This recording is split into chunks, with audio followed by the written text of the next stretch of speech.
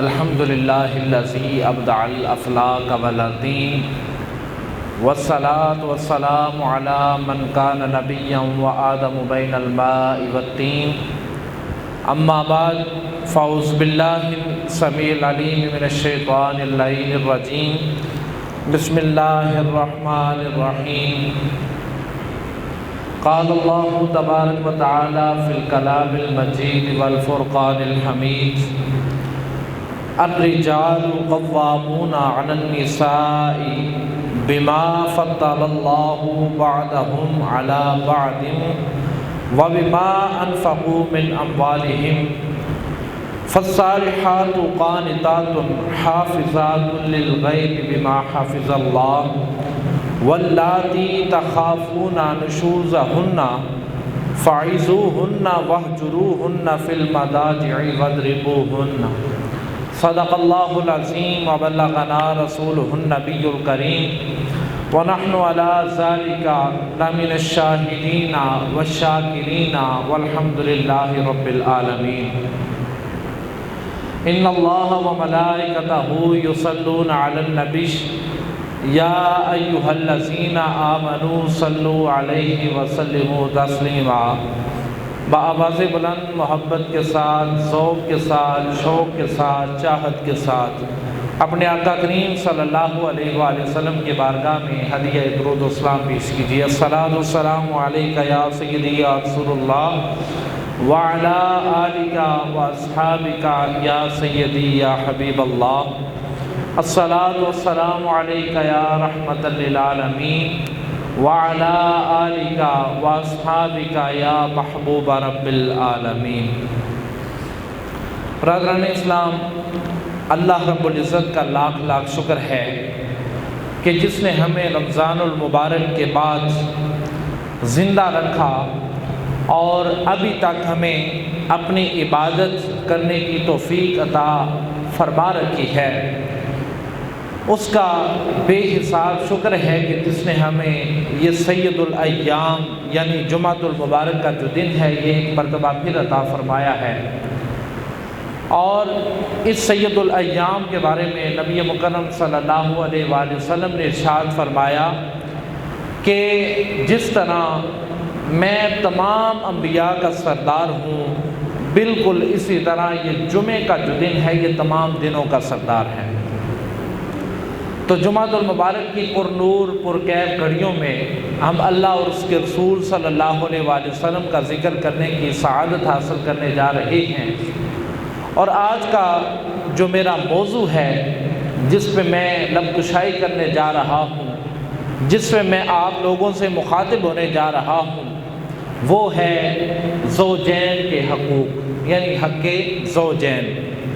اور اس کو اگر میں مزید آسانی کے ساتھ پڑھوں تو میاں بیوی کے جو باہمی حقوق ہیں، میاں کے بیوی کے اوپر اور بیوی کے اپنے شوہر کے اوپر جو حقوق ہیں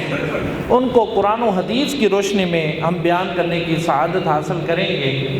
اللہ رب العزت کی بارگاہ میں دعا ہے کہ وہ ہمیں حق سچ بیان کر کے تو اس پہ عمل پیرا ہونے کی توفیق عطا فرمائے۔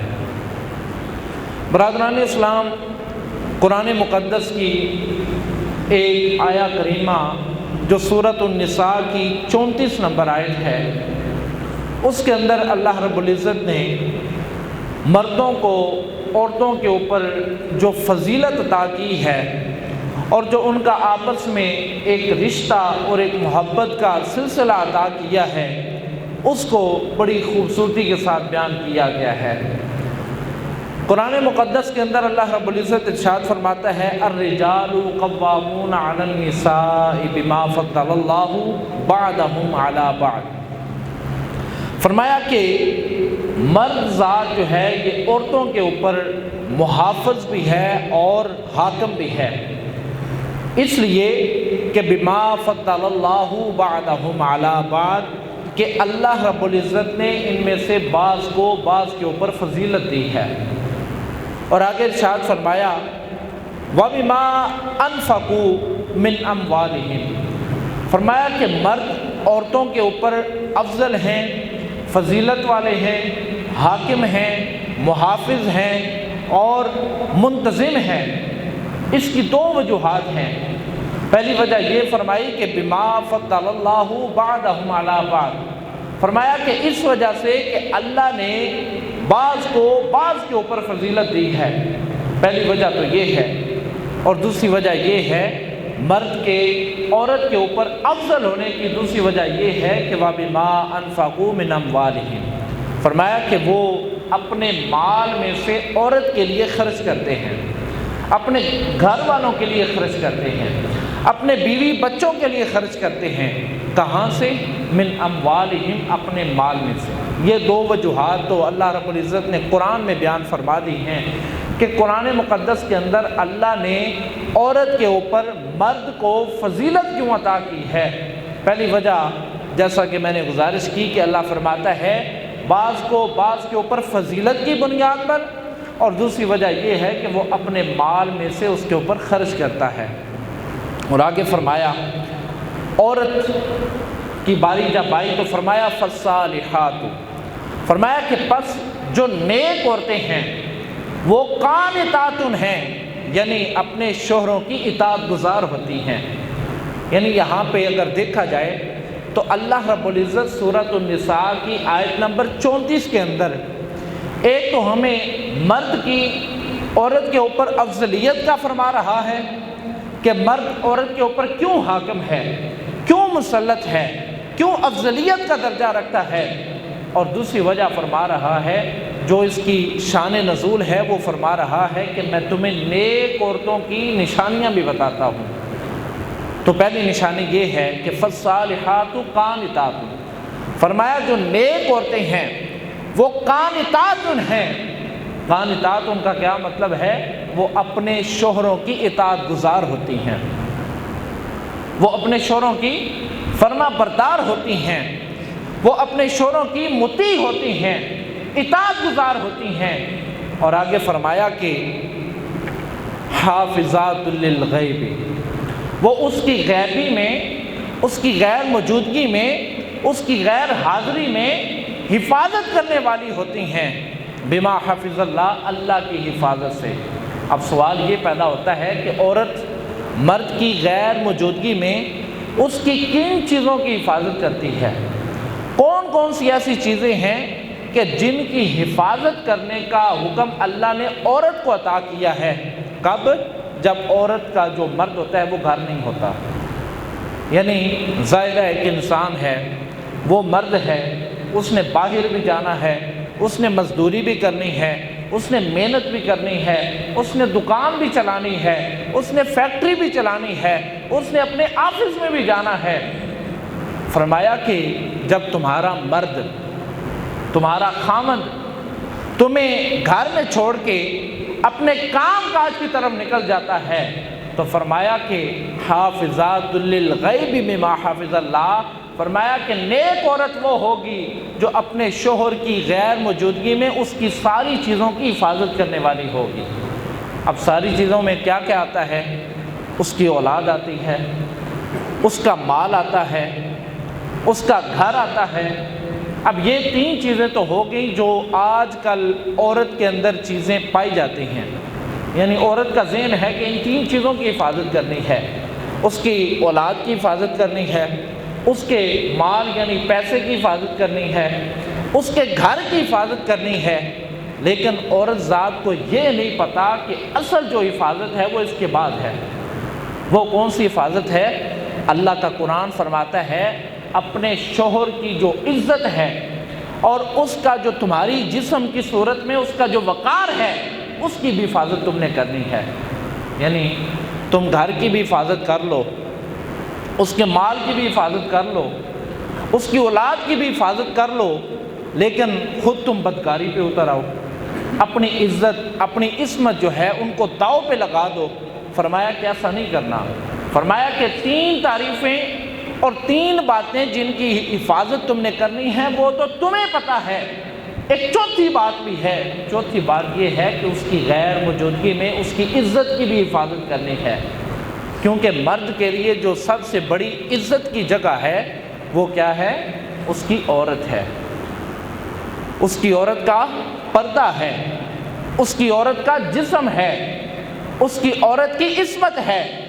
اس کی عورت کی پاک بازی ہے، اور جب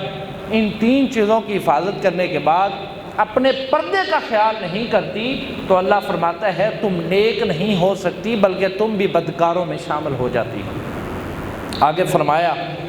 کہ واللاتی تخافون، اب یہاں مرد ذات کو ایک تنبیہ کی جا رہی ہے، ایک حکم دیا جا رہا ہے، اس کو ایک جو ہے وہ انتباہ کیا جا رہا ہے، ایک تاکید کی جا رہی ہے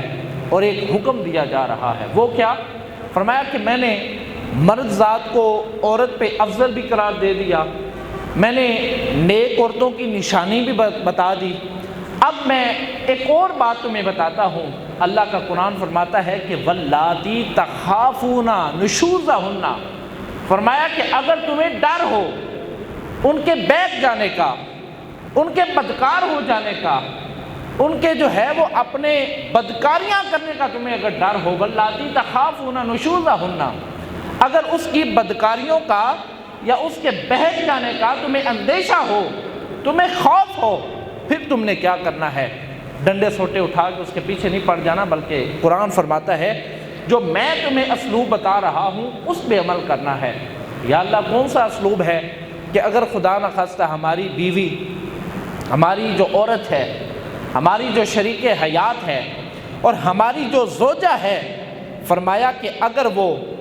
کیا کریں؟ اللہ کی حدود کو پامال کر دیں تو یا اللہ پھر کیا کرنا ہے؟ تو اللہ فرماتا ہے ڈنڈے سوٹے نہیں اٹھانے، تشدد نہیں کرنا، اس کے جا کے بال نہیں نوچنے، اور جا کے اس کو گریبان سے نہیں پکڑنا اور نہ ہی اس کو گھسیٹنا ہے۔ فرمایا کہ کیا کرنا کہ واللاتی تخافون نشوزہن، جب تمہاری عورت تمہیں اس بات کا اندیشہ ہو کہ اللہ کی حفاظت کے ساتھ وہ اپنی جو ہے وہ حدود کو کراس کر رہی ہے، یعنی نافرمانی کر رہی ہے، تو فرمایا کہ پھر کیا کرنا؟ فَعِظُوهُنَّ، ان کو واعظ کرنا، ان کو کیا کرنا؟ واعظ و نصیحت کرنا، ان کو پیار سے سمجھانا، ان کو انتہائی نرمی کے ساتھ سمجھانا کہ تو میری شریک حیات ہے، یہ اللہ نے تیرے لیے حد مقرر کی ہے، یہ حد تیری اپنی ہے، اور جب تم اس کو کراس کر کے جانے لگو گی تو تم میری بھی نافرمان ہو، تم اللہ کی بھی نافرمان ہو۔ فرمایا کہ فَعِظُوهُنَّ، ان کو واعظ کرو، اس کو پیار سے سمجھاؤ، اس کو نرمی سے سمجھاؤ۔ پھر فرمایا کہ اگر وہ نرمی سے نہ سمجھے، اگر وہ تم واعظ و نصیحت کرو اور وہ پھر بھی گھر سے باہر جھانکتی ہو، گھر سے باہر جاتی ہو، غیر محرم مردوں سے تعلق رکھتی ہو، تو فرمایا کہ پھر بھی مارنا بھی نہیں ہے، ابھی بھی مارنا نہیں ہے۔ فرمایا کہ وَاهْجُرُوهُنَّ فِي الْمَضَاجِعِ، فرمایا کہ دوسرا کام یہ کرنا کہ ان کو اپنی بستر، یعنی اپنی جو خواب گاہ ہے، اپنا جو کمرہ ہے جس کے اندر تم دونوں اکٹھے سوتے ہو، فرمایا کہ اس کو پھر سزا کے طور پہ اس سے جدا کر دینا، یعنی گھر سے نہیں نکالنا، بلکہ وہ جو ایک خاص کمرہ ہے جس کمرے کے اندر تم دونوں لیٹتے ہو اور لیٹ کے اپنی رات گزارتے ہو اور مباشرت کرتے ہو، ہم بستری کرتے ہو، فرمایا کہ بس سزا کے طور پہ اس کمرے سے اس عورت کو جدا کر دینا۔ کیا مطلب ہوا کہ جہاں پہ میاں بیوی آرام کرتے ہیں، جہاں پہ میاں بیوی سوتے ہیں، وہ ایک کمرہ ہوتا ہے اور اس کمرے کے اندر تیسرا بندہ نہیں ہوتا سوائے اولاد کے۔ فرمایا کہ جب تمہیں ڈر ہو، خوف ہو کہ تمہاری عورت نافرمان ہو گئی ہے، تمہاری عورت بہک چکی ہے، یا تمہیں اس کے بہکنے کا اندیشہ ہو، تو فرمایا کہ پہلا کام یہ کرنا کہ فَعِظُوهُنَّ، ان کو واعظ کرنا، اس کو نصیحت کرنا، اس کو نرمی سے سمجھانا۔ فرمایا کہ اگر وہ نرمی سے نہ سمجھے تو پھر اس کو اپنے خواب گاہوں سے جدا کر دینا، یعنی جہاں جس کمرے میں تم لیٹتے ہو، سوتے ہو، اس کو وہاں سے نکال دینا، لیکن یہاں بھی گھر سے نکالنے کا حکم نہیں دیا۔ فرمایا کہ صرف اس مخصوص کمرے سے اس کو نکال دینا اور اس کو کہنا کہ جاؤ تم باہر سو جاؤ، میں تمہیں اپنے کمرے میں ساتھ نہیں سلاؤں گا۔ تو ایک عورت جو ذات ہوتی ہے، رات کے وقت اس کے لیے جو سب سے بڑا محافظ اور سب سے بڑا جو نگران ہوتا ہے وہ اس کا خامد ہوتا ہے۔ یعنی اللہ رب العزت کے بعد جس ذات کے اوپر اور جس ہستی کے اوپر یا جس بندے کے اوپر اس کو زیادہ اعتماد ہوتا ہے وہ اس کا خامد ہوتا ہے۔ تو فرمایا کہ اس میں حکمت یہ ہے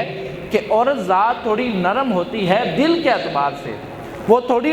جو ہے وہ نرم دل ہوتی ہے، وہ مرد کی نسبت کمزور ہوتی ہے۔ فرمایا کہ جب تم اس کو اپنے خوابگاہ سے جدا کرو گے تو اس کے دل میں ڈر پیدا ہوگا، خوف پیدا ہوگا، اور وہ کہے گی کہ میں یہ کام چھوڑ دیتی ہوں تاکہ مجھے خاوند میرا اپنے ساتھ سلا دے، میرا خاوند مجھے اپنے ساتھ سونے کی اجازت دے دے۔ تو وہ 90% یہ ہوتا ہے کہ وہ نافرمانی چھوڑ دیتی ہے اور اپنے خاوند سے ہی سوتی ہے۔ آگے فرمایا کہ وَاضْرِبُوهُنَّ، فرمایا کہ تم نے نصیحت کی، پیار سے باز کیا، وہ نہ مانے، تم نے اپنے کمرے سے اس کو جدا کیا، وہ نہ مانے۔ فرمایا کہ اگر یہ دونوں کام کرنے کے بعد بھی وہ نہیں مانتی، اس کے دل میں حیا نہیں آتی، اس کے دل میں تمہاری اطاعت گزاری نہیں آتی،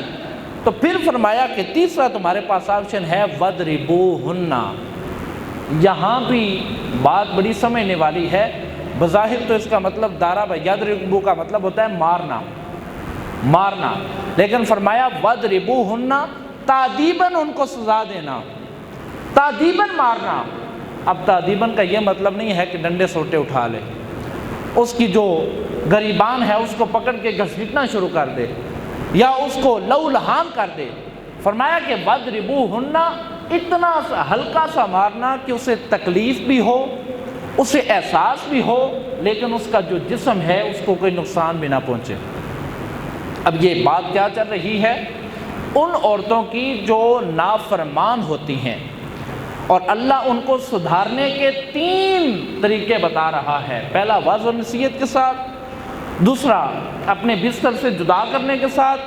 اور پھر اگر نہ مانے تو پھر تعذیباً ان کو مارنا ہے، اور اتنا مناسب انداز میں مارنا ہے کہ اس کو سزا بھی ہو جائے اور اس کو احساس بھی ہو جائے اور اس کو نقصان بھی نہ ہو۔ آگے فرمایا کہ فَإِنْ أَطَعْنَكُمْ، فرمایا کہ یہ سارا کرنے کے بعد ضروری نہیں ہے کہ ہر عورت سیدھی ہو جائے، اور یہ بھی ضروری نہیں ہے کہ ہر عورت جو ہے وہ خراب رہے، نافرمان رہے۔ فرمایا کہ جو نیک ہوں گی وہ 3 کام کرنے کے بعد اللہ کی نیک بندی بن جائیں گی۔ فرمایا فَإِنْ أَطَعْنَكُمْ، اگر وہ تمہاری اطاعت گزار بن جائیں، تینوں کام، تینوں طریقے آزمانے کے بعد وہ تمہاری اطاعت گزار ہو جائے، تو پھر فرمایا فَلَا تَبْغُوا عَلَيْهِنَّ سَبِيلًا، فرمایا کہ پھر ان کو تکلیف دینے کا کوئی رستہ مت نکالنا،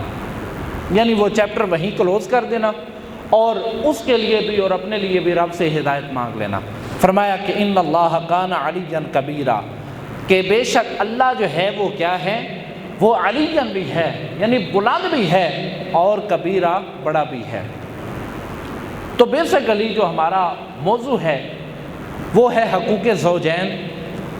تو سب سے پہلے ہم بات کر لیتے ہیں مردوں کے عورت کے اوپر کیا حق ہیں، تو انشاءاللہ اگر ٹائم بچا تو ہم عورت کے حقوق بھی بیان کریں گے، ورنہ اگلے جمعۃ المبارک میں انشاءاللہ وہ بیان کیے جائیں گے۔ فرمایا کہ مرد ذات جو ہے الرجال قوامون علی النساء بما فضل اللہ بعضهم علی بعض، فرمایا کہ مرد ذات جو ہے یہ عورتوں کے اوپر قوی ہے، قوام ہے، 2 وجوہات کی بنا پر۔ وہ 2 وجوہات علماء نے کیا لکھی ہیں؟ قرآن نے تو بیان کیا ہے نا، ایک وجہ یہ ہے کہ ان کو بعض کے اوپر فضیلت دی گئی ہے، اور دوسری وجہ قرآن کہتا ہے کہ مرد ذات اپنے مال میں سے عورت کے لیے خرچ کرتا ہے، اس وجہ سے اللہ نے عورت کو مرد کے محکوم بنایا ہے اور حاکم کو مرد کو حاکم بنایا ہے۔ اب 2 وجہ جو علماء نے لکھی ہیں وہ کیا لکھی ہیں؟ فرمایا کہ مرد کو 2 خوبیوں کی بنا پر، کتنی خوبیاں؟ سارے بولو، کتنی خوبیاں؟ 2 خوبیوں کی بنا پر اللہ رب العزت نے مرد ذات کو عورت کے اوپر حاکم مقرر کیا ہے، اور عورت کے اوپر اللہ نے تقویت بخشی ہے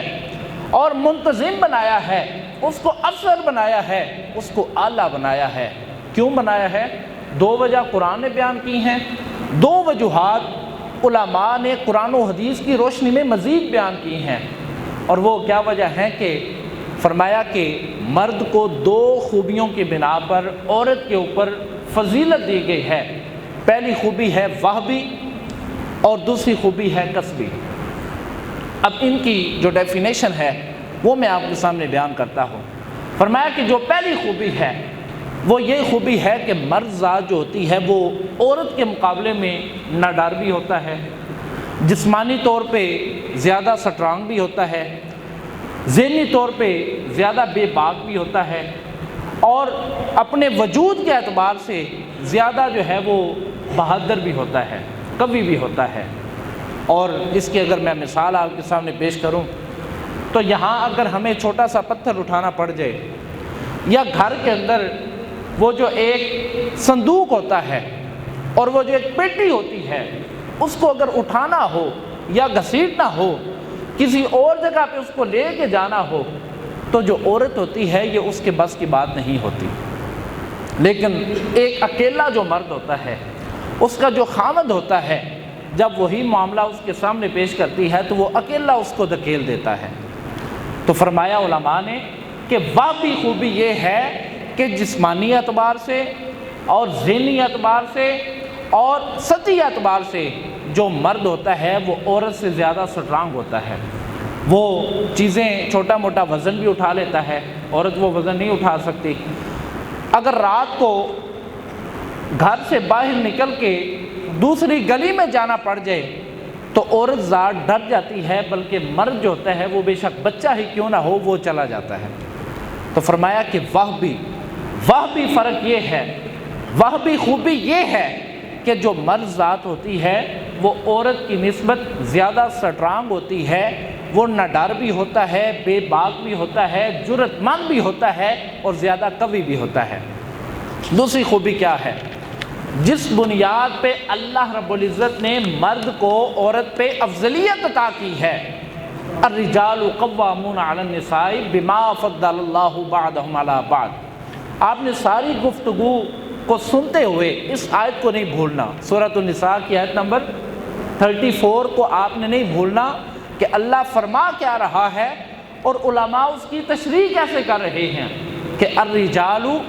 قوامون علی النساء۔ فرمایا کہ جو مرد ذات ہے وہ عورت کے اوپر بھاری ہے، حاکم ہے، قوی ہے، جرأت مند ہے اور اس کا حاکم ہے۔ اور اس بات پہ بعد میں آتے ہیں کہ عورت جو ہے وہ اس کانسیپٹ کو کلیئر کرتی ہے،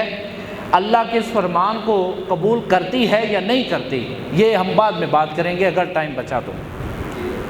تو علماء نے لکھا کہ پہلی خوبی یہ ہے کہ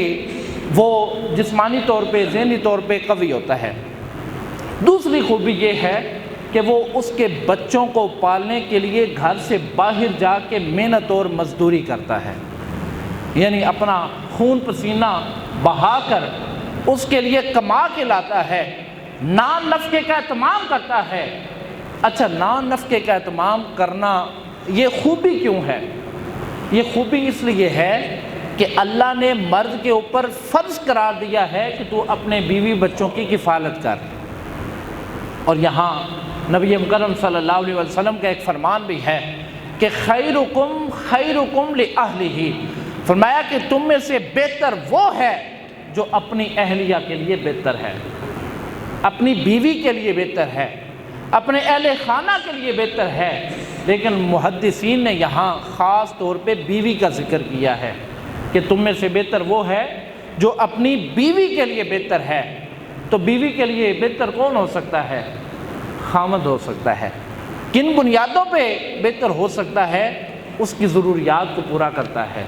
اس کے نان نفقے کا اہتمام کرتا ہے، اس کے لیے گھر سے باہر جا کے خون پسینہ بہا کر کمائی کر کے لاتا ہے۔ تو اللہ رب العزت نے یہاں 2 وجوہات پہ عورت کے اوپر مرد کو فضیلت دی ہے۔ اور میں سبق بار بار اس لیے دہراتا ہوں کہ ہماری جو نسل ہے اور ہماری جو عوام ہے ان کو سبق یاد کرتے ہوئے بڑا وقت لگتا ہے۔ تو کون سی 2 خوبیاں ہیں؟ ایک وہبی ہے جو علماء نے لکھی ہیں، ایک وہبی ہے جو جسمانی اور ذہنی طور پہ اس کے ساتھ تعلق رکھتی ہے، اور دوسری خوبی کیا ہے؟ وہ اس کے لیے نان نفقے کا اہتمام کرنا اپنے لیے واجب سمجھتا ہے۔ ان دو بنیادوں پہ اللہ نے اس کے اوپر اتنا کرم کیا ہے کہ عورت کے اوپر اس کو فضیلت والا بنا دیا ہے۔ اب یہاں آگے اگر ٹائم ملا تو یہ بھی باتیں ہوں گی کہ کون سا مرد جو ہے وہ اس پہ افضل ہے اور کون سا نہیں ہے۔ ہمارا جو معاشرہ ہے اس کے اندر سارے مرد اچھے بھی نہیں ہیں، اور اس کے اندر سارے مرد برے بھی نہیں ہیں، اور اسی سوسائٹی کے اندر سارے مرد ایوریج بھی نہیں ہیں۔ یعنی ہر مرد جو ہے ایک مرد دوسرے مرد سے جدا ہے۔ یعنی آپ دیکھیں گے ہر گھر میں جو مرد ہوتے ہیں، ایک گھر میں جو مرد ہوگا وہ خوش اخلاق ہوگا، آگے بڑھیں گے تو اگلے گھر میں وہی جو مرد ہے جس کو اللہ نے عورت کا حاکم بنایا ہے وہ بد اخلاق ہوگا۔ آپ تیسرے گھر میں جائیں گے تو وہاں پہ ایک ایسا مرد آپ کو ملے گا جس کے اوپر عورت کی حکومت ہے، یعنی جس کو ہم کہتے ہیں کہ یہ مغلوب ہے، یہ محکوم ہے، اور اگر آپ اپنی زبان میں اس کو کہیں تو یہ رن مرید ہے۔ یعنی آپ کو اپنی سوسائٹی کا اگر آپ وزٹ کریں تو آپ کو ہر قسم کا مرد ملے گا، لیکن ہم نے ہر مرد کو فالو نہیں کرنا، ہم نے اس مرد کو اپنائیت دینی ہے، اور ہم نے وہ مرد بن کے دکھانا ہے جس کو قرآن نے بھی اور اللہ کے رسول کے فرمان نے بھی ذکر کیا ہے۔ آگے فرمایا کہ عورت ذات جو ہے اس کے جو مرد کے اوپر حقوق ہیں وہ ایک تو یہ ہے کہ اس کے نان نفقے کا وہ اہتمام کرتا ہے، اور ایک تو یہ ہے کہ وہ اس کے لیے محنت مزدوری کرتا ہے، جسمانی طور پہ مضبوط ہوتا ہے، اولاد کو پیدا کرنے کا وسیلہ ہوتا ہے۔ اب یہاں علماء نے ایک بات لکھی ہے کہ جو الرجال قوامون علی النساء بما فضل اللہ بعضهم علی بعض کا جو لفظ ہے، اس میں جو قوامون یعنی طاقتور ہونا ہے، قوی ہونا ہے، جری اور بہادر ہونا ہے، حاکم ہونا ہے، اس کا مطلب یہ بھی نہیں ہے کہ تم جب بھی گھر میں آؤ اور عورت کو حقارت کی نگاہ سے دیکھنا شروع کر دو کہ تم بھائی میری محکومہ ہے، میں تیرا حاکم ہوں۔ میں جمعے پہ گیا تھا، مولوی صاحب بیان کر رہے تھے کہ عورت ذات کے اوپر مرد افضل ہے، اور مرد جو ہے وہ حاکم ہے، عورت محکوم ہے۔ مرد کا درجہ بڑا ہے، عورت کا درجہ چھوٹا ہے۔ مرد ذات جو ہے وہ اس کے اوپر بہادر اور قوی ہے، اور عورت ذات جو ہے وہ اس کے مقابلے میں تھوڑی سی بے باک ہے، تھوڑی سی اس کی جو ہے وہ کم درجہ رکھتی ہے۔ تو اس کا مطلب اب القوامون کا جو مطلب ہے وہ یہ نہیں ہے کہ انسان اپنی جو بیوی ہے، جو شریکہ حیات ہے، جو زوجہ ہے، اس کو زد و کوب کرنا شروع کر دے، بلکہ فرمایا کہ جو قوامون کا مطلب ہے وہ یہ ہے کہ تمہیں ظاہری طور پہ برابر درجہ دیا گیا ہے، اور جو باطنی طور پہ تمہارے درجے ہیں وہ تھوڑے سے مختلف ہیں۔ اور علماء نے جو بات لکھی ہے وہ کہتے ہیں کہ قوامون کا مطلب یہ نہیں ہے کہ عورت کے اوپر بندہ ظلم ڈھانا شروع کر دے، اس کو مارنا شروع کر دے، اس کو نوکرانی بنا کے رکھنا شروع کر دے، اور اسے حقارت کی نگاہ سے دیکھنا شروع کر دے، بلکہ فرمایا کہ قوامون کا مطلب یہ ہے کہ باقی تمام معاملات میں تمہارا درجہ بڑا ہے، لیکن جو نبی رحمت صلی اللہ علیہ وسلم کا صاحبان رحمت ہے اس کے سائے تلے تم دونوں برابر ہو، تم دونوں برابر ہو، کیونکہ سورۃ التین کی آیت نمبر 4 میں اللہ فرماتا ہے لَقَدْ خَلَقْنَا الْإِنسَانَ فِي أَحْسَنِ تَقْوِيمٍ، فرمایا کہ ہم نے انسان کو بہترین سانچے میں پیدا کیا ہے، اور انسان کو ہم نے تکریم والا پیدا کیا ہے۔ اب یہاں عورت ذات یا مرد ذات کی تخصیص نہیں کی گئی، یہ نہیں کہا گیا کہ لَقَدْ خَلَقْنَا النِّسَاءَ، یا یہ بھی نہیں کہا گیا کہ لَقَدْ خَلَقْنَا الرِّجَالَ کہ ہم نے مرد ذات کو جو ہے وہ بہترین پیدا کیا ہے، نہ یہ کہا ہے کہ لَقَدْ خَلَقْنَا النِّسَاءَ ہم نے عورت کو اچھا پیدا کیا ہے، بلکہ فرمایا لَقَدْ خَلَقْنَا الْإِنسَانَ فِي أَحْسَنِ تَقْوِيمٍ ہم نے انسان کو بہترین سانچے میں اور تکریم والا پیدا کیا ہے۔ تو یہ ان لوگوں کے سوال کا جواب ہے جو اس آیت کا غلط مفہوم نکالتے ہیں اور جاتے ہی اپنی جو زوجہ ہے اس کو زد و کوب کرنا شروع کر دیتے ہیں۔ اور آگے فرمایا کہ عورت ذات جو ہے اس کے اوپر کمانا واجب نہیں ہے، یعنی جو کمائی کرنا ہے یہ مرد کے ہی ذمہ ہے، اور تمہاری تعاون کے لیے، تمہاری ہیلپ کے لیے خود بھی کماتی ہے، تو پھر فرمایا کہ اس کے اوپر واجب نہیں ہے، ہاں اس عورت اگر کما کے لاتی ہے تو اس کا تمہارے اوپر احسان ضرور ہے، یعنی اس کو تم اپنے لیے احسان سمجھ سکتے ہو، بلکہ اپنی ذمہ داری سے سبق دوش نہیں ہو سکتے۔ آگے فرمایا کہ جو عورت ذات ہے یہ کمائی بھی کر لے، لیکن اس کے لیے تھوڑا سا کرائیٹیریا ہے، اگر وہ کمانا چاہے، اگر وہ تمہارے ساتھ بھلائی کرنا چاہے، اگر وہ تمہارے ساتھ تعاون کرنا چاہے تو تم اس کو کمائی کرنے سے منع نہیں کر سکتے۔ ہمارا یہ بھی ایک کنسیپٹ بن چکا ہے کہ ہمارے جو مرد حضرات ہیں وہ کیا کرتے ہیں، وہ عورت کو جاب کرنے سے بھی روک دیتے ہیں، لیکن اس میں ایک شرط یہ ہے کہ جاب ایک ایسی جگہ کے اوپر ہو جہاں پہ باپردہ ماحول ہو، مثلا چار دیواری کے اندر صرف عورتیں رہتی ہیں، وہاں پہ مرد و زن کا اختلاط نہیں ہوتا، تو فرمایا کہ تم مردوں کے اوپر عورت کا ایک یہ بھی حق ہے کہ تم ان کو اجازت دو کہ وہ باپردہ ماحول میں جائیں، وہاں پہ جاب کریں، نوکری کریں اور چار پیسے کما کے گھر میں لے آئیں اور تمہارا جو ہے وہ بھلا ہو جائے۔ یعنی بتانے کا مقصد یہ ہے کہ عورت ذات کا مرد کے اوپر حقوق میں ایک یہ بھی حق ہے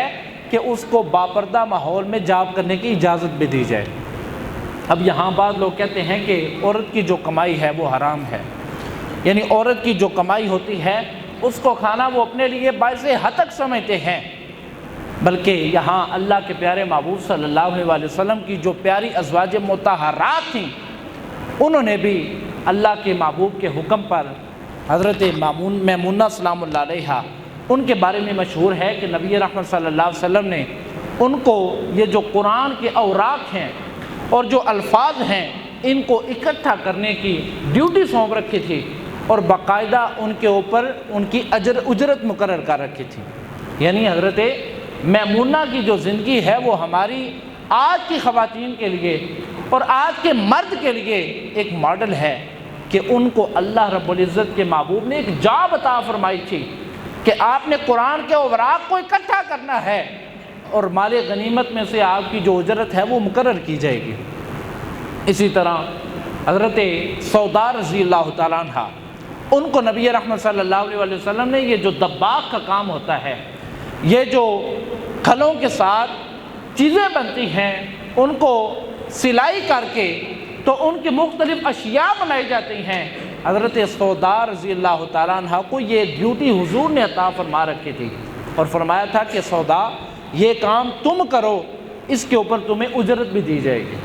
تو یہاں سے عورت کی جو کمائی ہے اس کا بھی ہمیں پتہ چلتا ہے، لیکن اس کا ہرگز مطلب یہ نہیں ہے کہ ہماری بہن، ہماری بیٹی، ہماری ماں اور ہماری بیوی یہاں سے یہ راہ نکالنے کی کوشش کرے کہ لو جی مولوی صاحب نے آج اجازت دے دی ہے، علامہ صاحب نے آج قرآن و حدیث کی روشنی میں ہمیں جاب کرنے کی اجازت دے دی ہے، اور وہ نکلے اور کسی شاپنگ مال میں جا کے جاب کرنا شروع کر دے۔ شاپنگ مال میں جاب کرنا یا بازار کے اندر کسی دکان کے اوپر مارکیٹنگ کرنا یا کسی کمپنی کی مارکیٹنگ کرنا جہاں پہ مرد و زن کا اختلاط ہوتا ہے، مرد و زن کا جو ہے وہ آپس میں میل ملاپ ہو سکتا ہے، اس سے اللہ کے محبوب صلی اللہ علیہ وسلم نے منع کیا ہے۔ حضرت انس بن مالک رضی اللہ تعالیٰ عنہ فرماتے ہیں کہ کچھ عورتوں نے نبی کریم صلی اللہ علیہ وسلم کی بارگاہ میں شکوہ کیا اور شکایت کی، عرض کی کہ یا رسول اللہ آپ نے ساری فضیلتیں مردوں کو بانٹ دی ہیں، ہمارے حصے تو آپ نے کچھ بھی نہیں چھوڑا، یا رسول اللہ ہمیں بھی کوئی ایسا عمل بتائیں کہ جن کے کرنے سے ہم بھی اللہ اور اس کے رسول کی مقبول بندیاں قرار پائیں، یعنی اللہ اور اس کے رسول صلی اللہ علیہ وسلم کی بارگاہ میں ہمارا رتبہ بھی بڑھ جائے، ہمیں بھی کوئی ایسا کام بتائیں کہ ہمیں بھی مردوں کے برابر اللہ ثواب عطا فرمائے۔ تو نبی مکرم صلی اللہ علیہ وسلم نے ارشاد فرمایا تم میں سے جو عورت گھر میں بیٹھی رہے، اپنے خاوند کے مال، اس کی اولاد، اس کی عزت اور اس کی عصمت کی حفاظت کرتی رہے، فرمایا کہ اللہ اس عورت کو مجاہدین کے برابر ثواب عطا فرمائے گا۔ تو یہاں صرف مردوں کے لیے پیکج نہیں ہیں، بلکہ اللہ کے محبوب نے عورتوں کو بھی پیکج عطا کیے ہیں۔ تو میں عرض کر رہا تھا کہ شاپنگ کرنا یا شاپنگ مال میں جا کے جاب کرنا یہ عورت کے حقوق میں شامل نہیں ہے، بلکہ اگر تم اپنی عورت کو جاب کروانا چاہتے ہو، اپنی عورت کو جو ہے وہ کمائی کا ذریعہ بنانا چاہتے ہو، یا اگر آپ یہ سمجھ رہے ہو کہ مہنگائی کا دور ہے اور ڈاکٹر طاہر القادری کی بات پہ لبیک کہنے کی توفیق نہیں ہو رہی، انقلاب کی طرف ہمارے قدم لڑکھڑا رہے ہیں اور ظالم اور جابر حکمرانوں کا ہمارے اوپر تسلط ہے اور دن بدن مہنگائی بڑھتی جا رہی ہے، اور اب مرد کی جو کمائی ہے، اس کی جو سیلری ہے، اس کے اوپر گزارا نہیں ہے، اور یہ چاہتے ہو کہ میری جو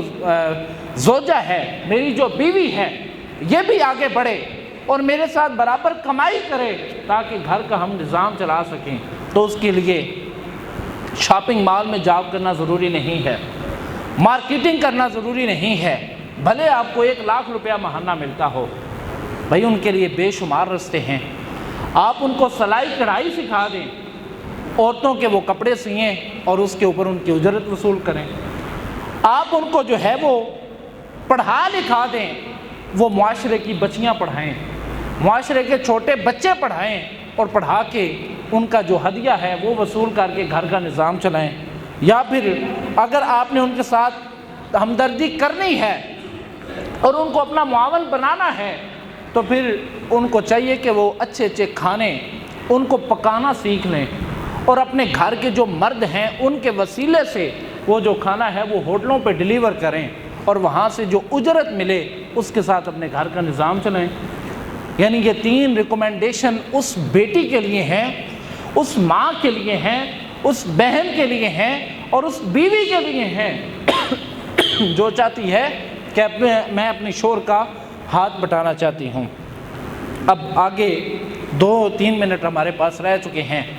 انشاءاللہ تعالی مردوں کے جو حقوق ہیں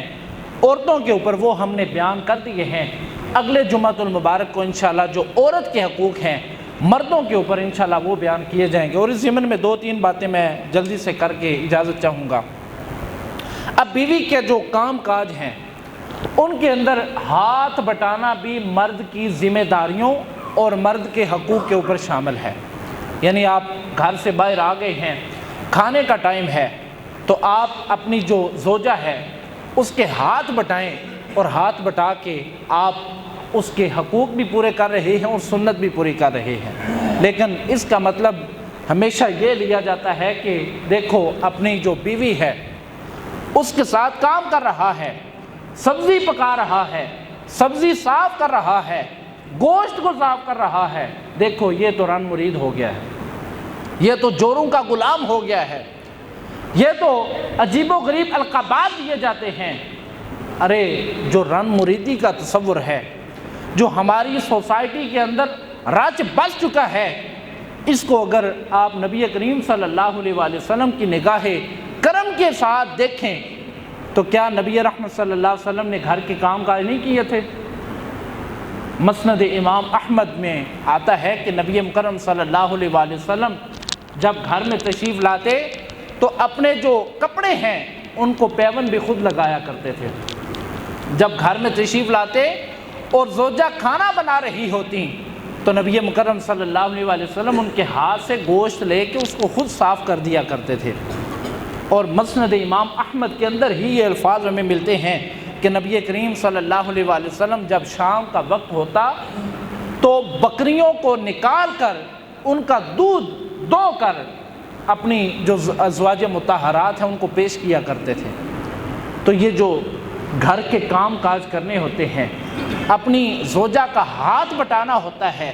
اگر اس کو آپ رن مریدی یا جوروں کی غلامی کا نام دیتے ہیں تو پھر مجھے بتائیں نبی کریم صلی اللہ علیہ وسلم کی زندگی کو کیا نام دیں گے؟ جنہوں نے اس کائنات کا نظام جن کی وجہ سے چلتا ہے، آج ہم اگر سانس لے رہے ہیں اور انواع و اقسام کے کھانے کھا رہے ہیں تو یہ کس کے کرم کا صدقہ ہے؟ نبی کریم صلی اللہ علیہ وآلہ وسلم۔ تو اگر ہم اپنی بیوی کے حقوق پورے کرتے ہوئے، گھر کے کام کاج میں اس کا ہاتھ بٹاتے ہوئے اگر ہمیں کوئی رن مرید کہتا ہے تو حضور کی زندگی کو اپنے اوپر اپلائی کر کے ببانگ توحل یہ اعلان کر دیں، ہاں بھائی میں سب سے بڑا رن مرید ہوں، میں اپنی بیوی کے ہاتھ بٹاتا ہوں، میں اپنے محبوب کی سنت کو پورا کرتا ہوں۔ اگر اس سنت کو پورا کرتے ہوئے مجھے تم رن مریدی کے سوا کوئی اور ٹرم بھی میرے اوپر لگا دو تو مجھے یہ قبول ہے، کیونکہ یہ کس کی سنت ہے؟ میرے آقا کی سنت ہے۔ یہ کس کی سنت ہے؟ دو جہاں کے سردار کی سنت ہے۔ یہ کس کی سنت ہے؟ یہ نبی کریم صلی اللہ علیہ وآلہ وسلم کی سنت ہے۔ برادران اسلام، ہم جہاں اس موضوع کو یہاں پہ روکتے ہوئے اور اپنے وعدے کے مطابق ہم یہاں اپنی گفتگو کا اختتام کرتے ہیں، اور انشاءاللہ یہاں سے اگلے جمعۃ المبارک کو جو ہے وہ بیان کیا جائے گا، اگر اللہ نے زندگی دی اور اللہ کا کرم اور فضل شامل حال ہوا تو انشاءاللہ اگلے جمعۃ المبارک کو جو عورت کے مرد کے حقوق ہیں وہ ہم تو بیان کر چکے ہیں، جو مرد کے عورت کے اوپر حق ہیں وہ انشاءاللہ ہم بیان کریں گے۔ اللہ کی بارگاہ میں دعا ہے کہ وہ ہمیشہ ہمیں حق سچ بیان کر کے ان باتوں پہ عمل پیرا ہونے کی توفیق عطا فرمائے۔ وما علیہ الا البلاغ المبین، سنتیں ادا فرمائے۔